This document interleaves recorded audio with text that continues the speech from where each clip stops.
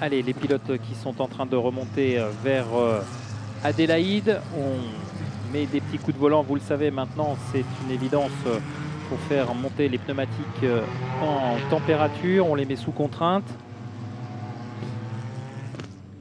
Et lorsque la voiture de sécurité va revenir et s'effacer en rentrant dans la voie des stands, eh bien, la course sera donc lancée.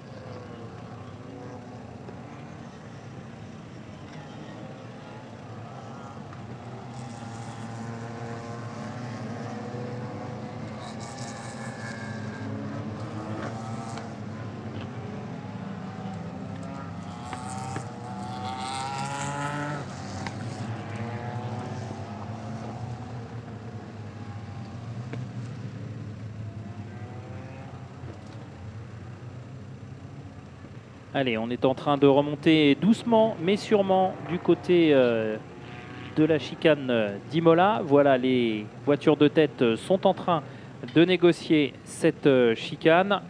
Et on va se retrouver dans quelques instants dans la descente du château d'eau pour assister à ce dernier départ de la catégorie Super Tourisme FFSA, Championnat de France FFSA Super Tourisme by Midjet, avec évidemment en toile de fond le mano à mano que se livrent depuis le début de ce week-end Anthony Beltoise et Antoine Young, le leader du classement provisoire, et surtout la course-poursuite qui est en train de réaliser également Antonin Borga, deuxième du classement provisoire derrière Antoine Young pour une dizaine de points. Donc attention, une dernière course dans cette catégorie pleine de tension.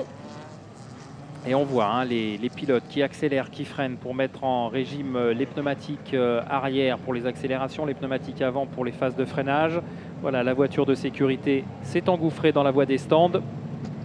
Et dans quelques instants, le départ va être lancé. Alors on l'espère qu'il sera effectif dès le premier tour. Ce matin, on l'a vu, le départ a été redonné. On a dû refaire un tour supplémentaire. Les voitures n'étaient pas forcément restées correctement alignées assez longtemps. Et du coup, la direction de course avait décidé de redonner un départ. Mais là, cette fois, c'est bon, c'est parti sans aucun problème. Et j'ai bien l'impression qu'Anthony Beltoise va... Non, finalement, c'est Antoine Young qui prend le meilleur au bout de la ligne droite des stands.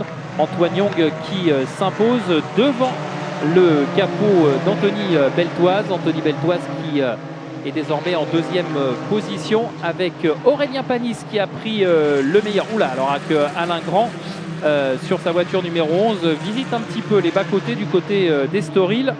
Heureusement, il a gardé le contrôle de sa voiture et il est revenu sur la piste. Attention, attaque d'Anthony Beltoise tout de suite à l'épingle d'Adélaïde. Il est à l'extérieur. Antoine Young qui résiste et qui conserve la meilleure trajectoire en vue de la chicane du Nürburgring.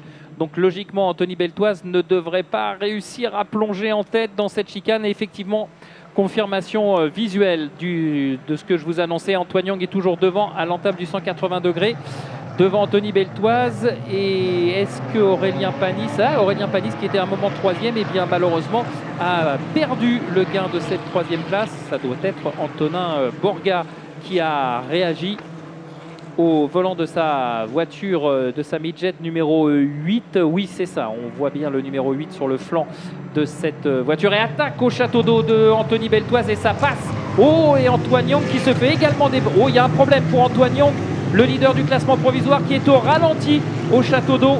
Problème mécanique semble-t-il pour Antoine Young qui n'arrive pas à repartir, à ressortir de ce virage. Un problème peut-être de sélection. En tout cas, clairement, c'en est terminé visiblement pour Antoine Young. Et voilà qui laisse la part belle à Anthony Beltoise, à Antonin Borga et à Aurélien Panis. Antonin Borga qui n'en demandait certainement pas autant.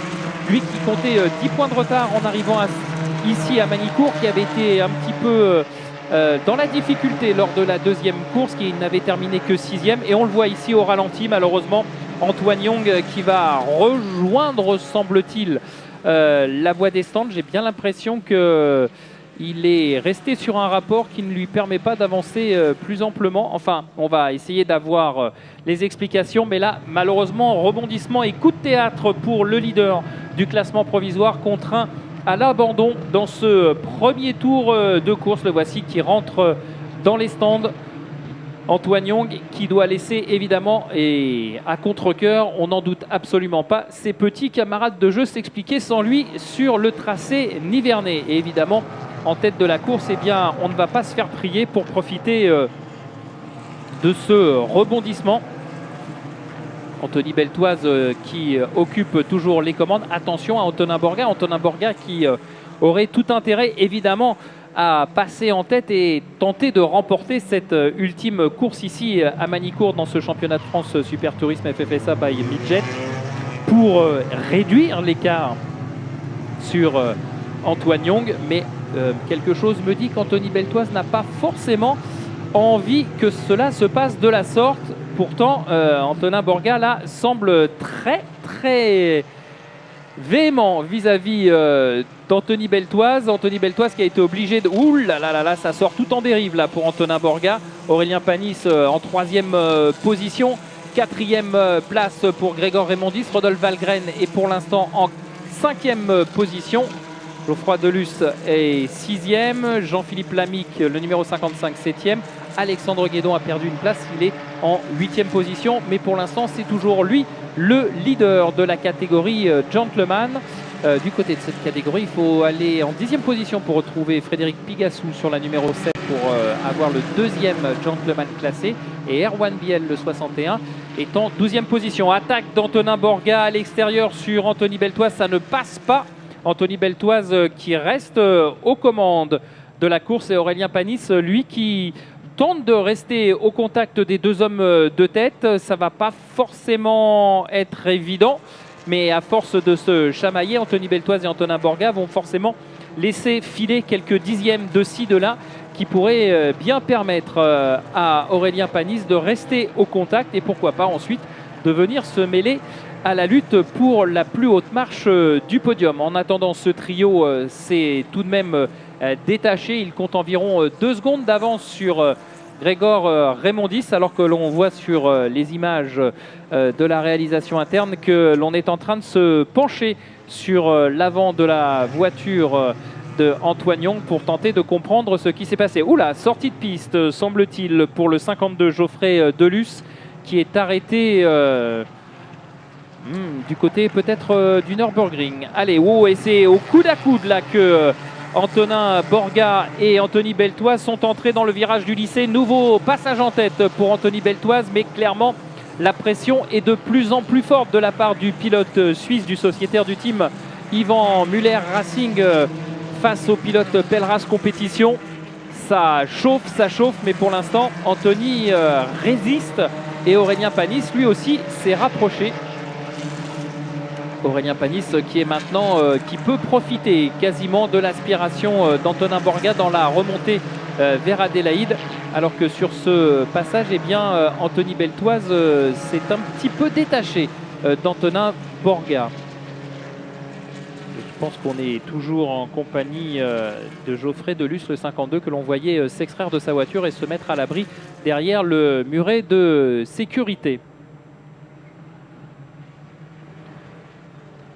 Allez, c'est un nouveau passage dans la chicane du Nürburgring, toujours emmené par Anthony Beltoise. Mais derrière Anthony Beltoise, il y a le pilote suisse Antonin Borga qui cherche l'ouverture, qui cherche à trouver comment se débarrasser de ce verrou qui l'empêche d'aller chercher la plus haute marche du podium.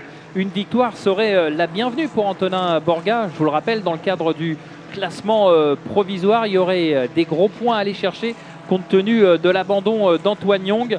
Et voilà qui pourrait permettre à Antonin Borga bien, de repartir de Manicourt en tête avec une avance un petit peu plus confortable.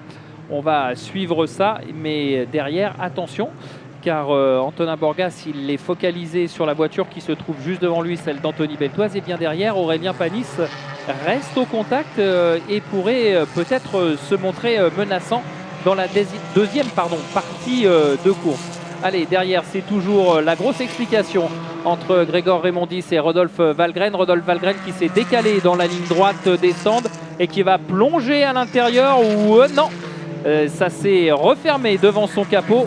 Grégor Raymondis qui tente de résister à Rodolphe Valgren, qui l'emmène au large. Ouh là là là là.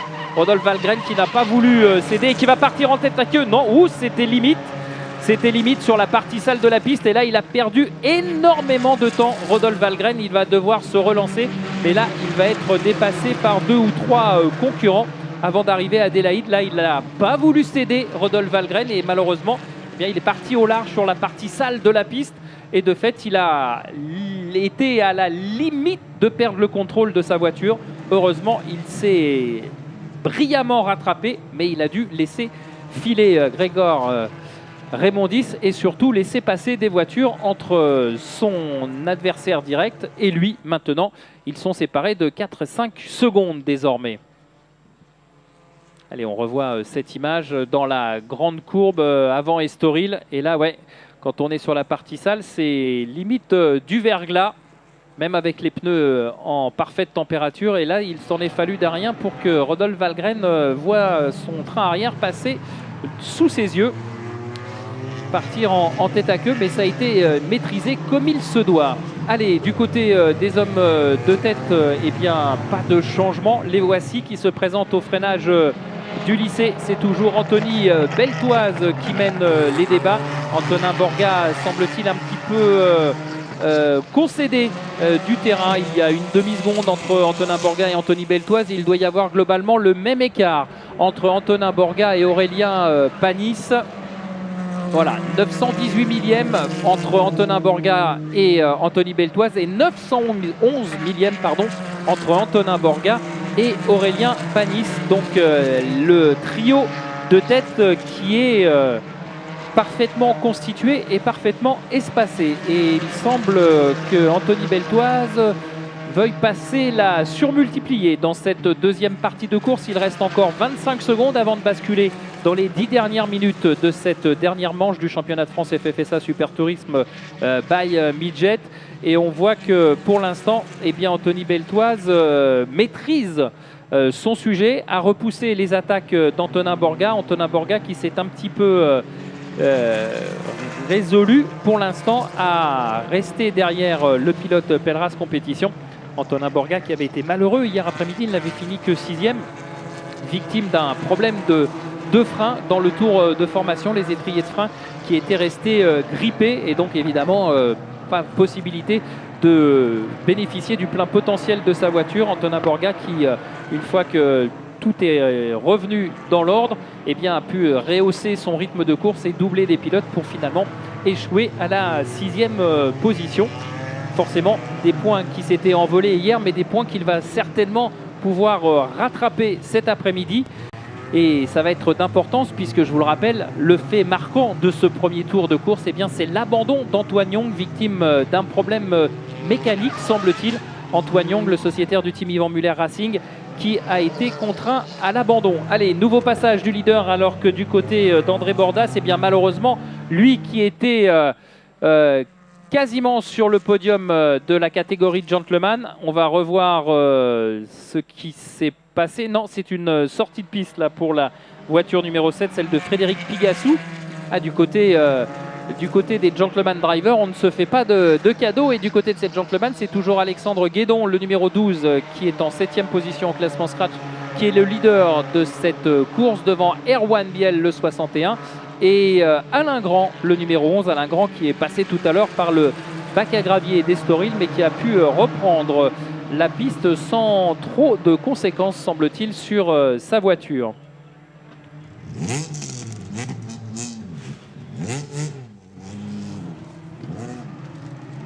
Allez, on suit actuellement la course pour les places d'honneur entre Nicolas Gomard, Alexandre Guédon, Rodolphe Valgren notamment, et Jean-Philippe Lamic, le numéro 55, qui est actuellement en 5e position. Donc on se bat pour la 5e place là avec Jean-Philippe Lamy qui pour l'instant mène les débats. On voit que ça glisse énormément là, la réaccélération du 180 degrés, les trajectoires qui s'élargissent un petit peu pour aller chercher autant que se faire se peut la meilleure motricité possible. Pas évident. Pas évident, on ouvre les trajectoires à l'entrée du virage pour rester sur l'élan.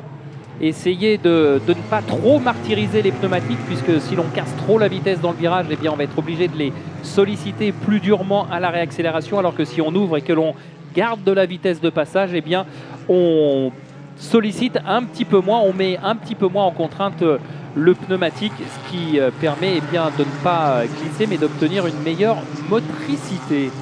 Allez, Jean-Philippe Lamy qui est toujours aux commandes. 4e place pour Jean-Philippe Lamy. Nicolas Gomard est désormais 5e. Alors qui a perdu du temps? C'est la 31, c'est Grégoire Raymondis. Grégoire Raymondis qui ne passe plus.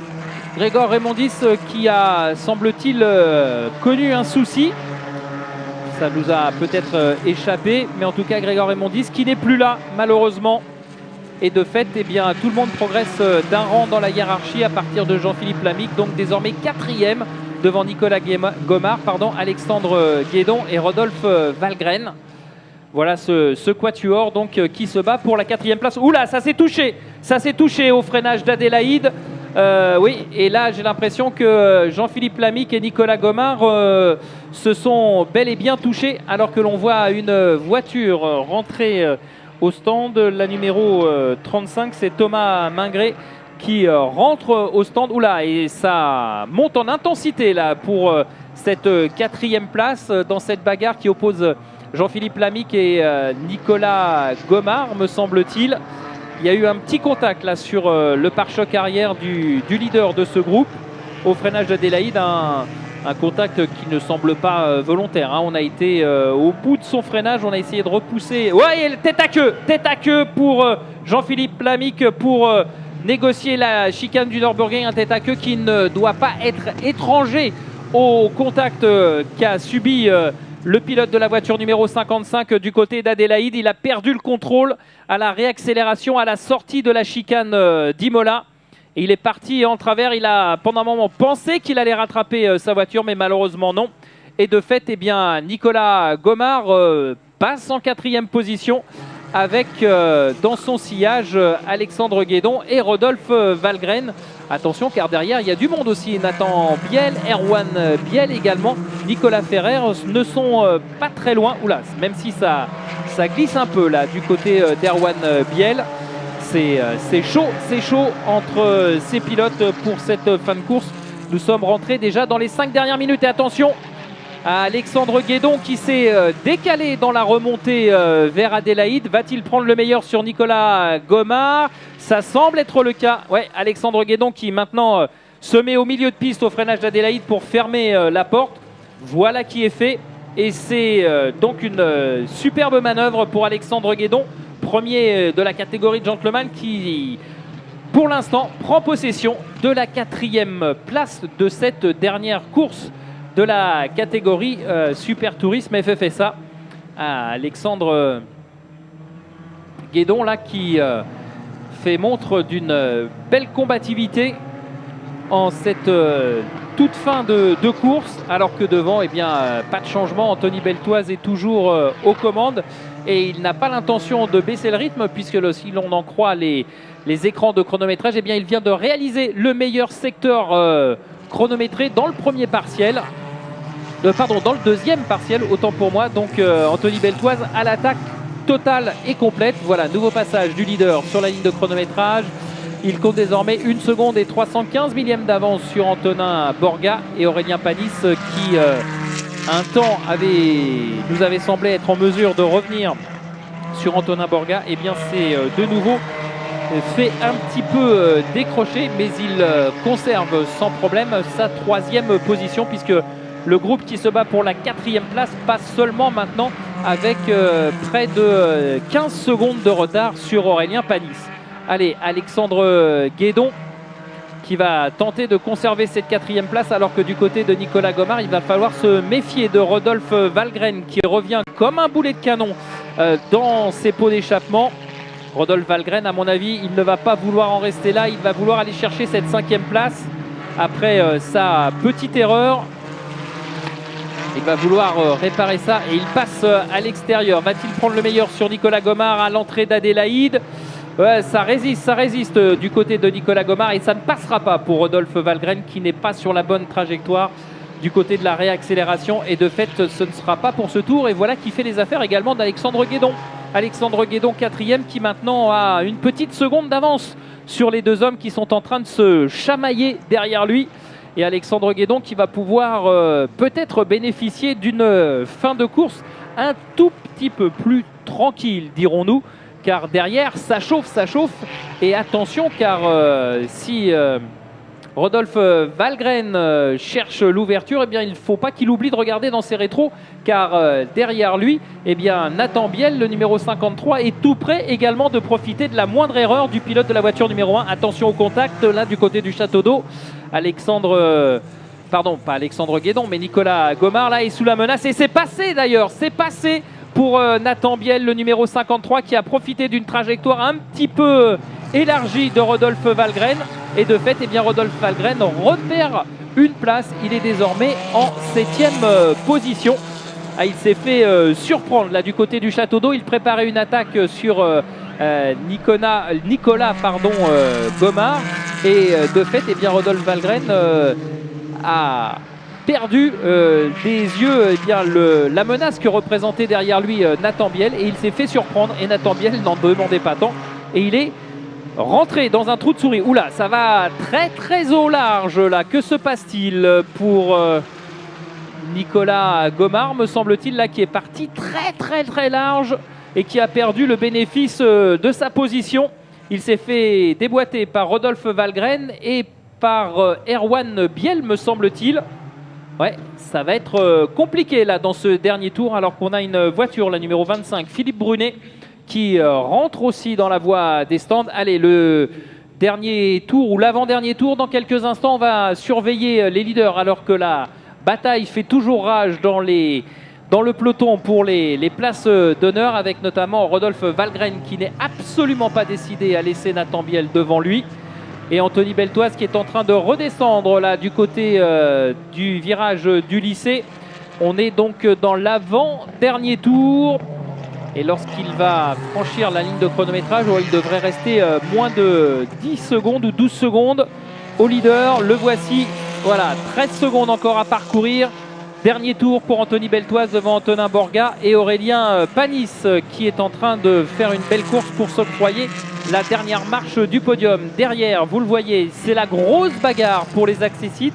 On a Alexandre Guédon, le numéro 12, qui est pour l'instant bien ancré à sa 4e place et sauf problème de dernière minute, eh bien, il devrait rester en 4e position. Mais attention, c'est la grosse bagarre entre le 53 Nathan Biel 5e et Rodolphe Valgren 6e.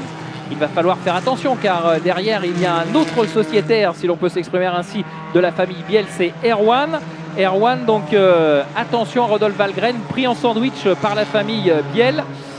Qu'est-ce que ça va donner? Est-ce que Rodolphe Valgren va pouvoir aller attaquer Nathan Biel avant la fin de ce tour? Pas évident, d'autant que Nathan Biel va fermer la porte évidemment du côté d'Adélaïde. Oh, il est un peu loin là, Rodolphe Valgren, il ne pourra rien faire, il est trop loin, ou alors ça serait vraiment une manœuvre suicidaire. Mais des manœuvres suicidaires, on en a vu tout à l'heure à l'arrivée de la course des 2 litres. Mais bon, ce n'est pas forcément des dépassements on va dire des manœuvres suicidaires à réaliser à chaque course, sinon ça finit par coûter cher en pièces. Allez, on attend le leader maintenant qui ne devrait plus trop tarder à montrer le bout de son capot du côté de la redescente du château d'eau. Je crois avoir aperçu le toit des voitures. Voilà, Anthony Beltoise, Antonin Borga qui se dirige tout droit vers la ligne d'arrivée et ça sera un 3e succès en cas de course pour Anthony Beltoise. Voilà qui est fait, le pilote du team Pelleras Compétition qui s'impose pour la 3e fois ici à Nevers-Manicourt. Antonin Borga est 2e et Aurélien Panis 3e. Du côté des Gentleman Drivers, eh bien, la grosse perf, c'est Alexandre Guédon qui est en train de la réaliser. 4e, Alexandre Guédon là, qui en termine au virage du lycée. Et derrière, on a Nathan Biel qui va résister à Rodolphe Valgren. Voilà, Alexandre Guédon, oula, avec un beau travers à la clé. 4e, très très belle performance d'Alexandre Guédon dans la catégorie gentleman. Erwan Biel, le 61, termine à la 7e place et 2e gentleman classé. Et enfin, Alain Grand qui termine en 10e, ou qui devrait, pardon, terminer en 10e position. Le voici.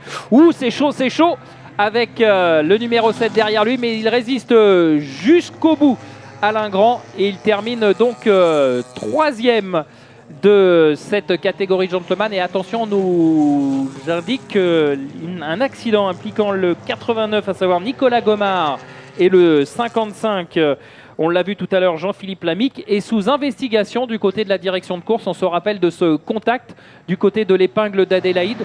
Je pense qu'il n'y avait rien de volontaire dans ce contact, mais évidemment pour Jean-Philippe Lamique, il a eu des conséquences désastreuses, ce contact, puisqu'il a ensuite perdu le contrôle de sa voiture dans la chicane d'Imola à la réaccélération.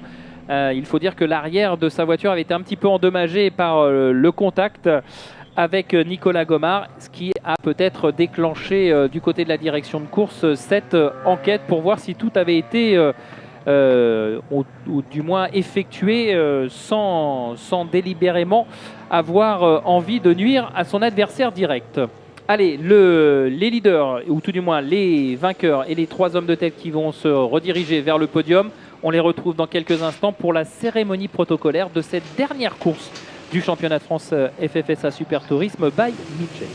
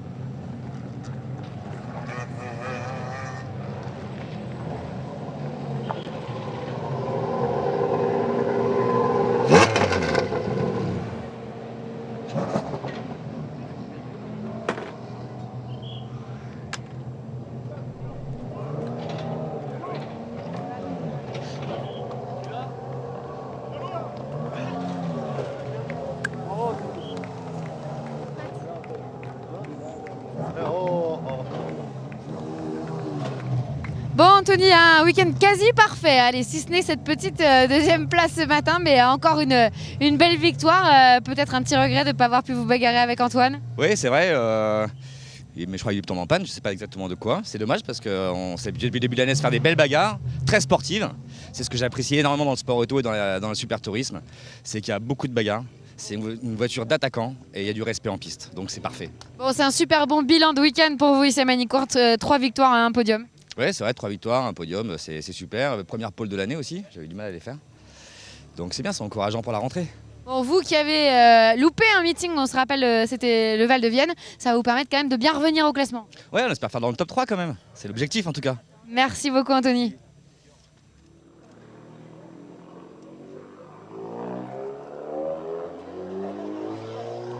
Bravo pour votre victoire. Merci, et monsieur. surtout votre sportivité. C'est monsieur Morgan ? D'accord. Bravo.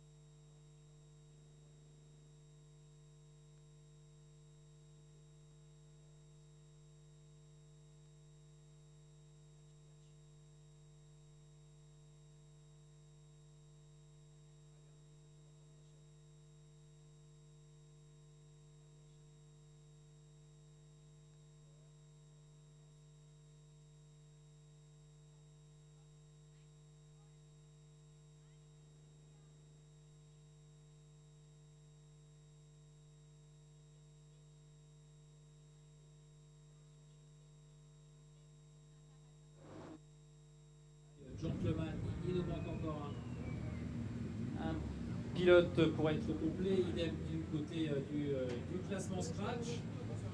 Allez, on va laisser quelques petites secondes à nos amis pour se refaire une beauté. Et on va pouvoir lancer cette cérémonie du podium en commençant par la catégorie Gentleman. Et on va appeler tout de suite sur la troisième marche du podium Alain Grand, qui, après sa démonstration de Madison d'hier au soir, nous a fait une belle démonstration dans le bac à gravier d'Estoril. Rattrapé de main de maître, mais c'est l'essentiel. Voilà, troisième pour Alain Grand. En deuxième position, on va demander à Erwan Biel de monter sur la deuxième marche du podium. Et on va applaudir le vainqueur, encore une fois, de cette catégorie de Gentleman, mais une superbe performance au classement scratch. Alexandre Guédon, quatrième de cette course et premier Gentleman classé. Patrick Lost pour les pneumatiques Yokohama qui remet les trophées à ces trois pilotes. Voilà pour la place de troisième à Alain Grand. Erwan Biel reçoit le trophée du deuxième. Et Alexandre Guédon, qui va pouvoir se faire un mur complet avec cette plaque numéro 1, reçoit son trophée. La petite photo sur la première marche du podium. Alain, si on peut se regrouper sur la première marche pour nos amis photographes. Voilà. Champagne. Voilà, champagne. Un peu éventé, mais ça fait du bien quand même. On va laisser la place pour le classement scratch, mais vous restez avec nous pour la photo de famille. Et on va appeler tout de suite sur la troisième marche du podium de ce classement scratch. Voilà, on va le laisser faire sa signature sur le livre d'honneur. Aurélien Panis qui termine troisième. Aurélien Panis, voilà, qui va monter sur la troisième marche du podium. La séance d'autographe étant terminée. À la deuxième position, on va retrouver Antonin Borga.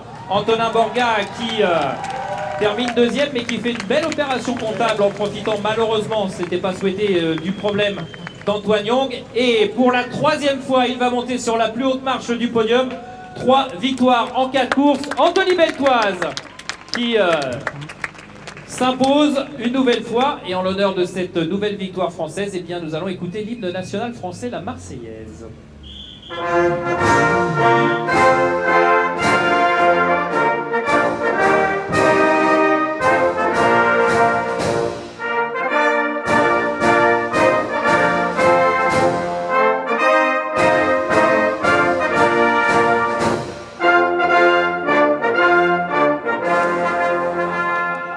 Voilà, la Marseillaise donc pour cette troisième victoire d'Anthony Beltoise et Patrick Loss qui va venir évidemment remettre les plaques trophées à ces trois pilotes. Aurélien Panis, troisième. Antonin Borga en deuxième position. Et Anthony Beltoise donc qui repart de Manicourt avec une belle collection de plaques numéro 1. Voilà, troisième victoire en 4 courses pour Anthony Beltoise. Bravo messieurs. Du côté des Gentlemen, si vous voulez bien rejoindre vos pilotes du classement scratch, voilà, Alexandre Guédon, Alain Grand et Erwan Biel qui vont reprendre place sur leurs marches respectives pour cette photo de famille de cette dernière manche du championnat de France FFSA Super Tourisme by Midjet ici à Manicourt. Le prochain rendez-vous pour la catégorie, ça sera le 10 et le 11 septembre prochain à Albi sur le circuit qui porte évidemment le même nom. Bravo messieurs, bonne soirée, bon retour, soyez prudents sur la route et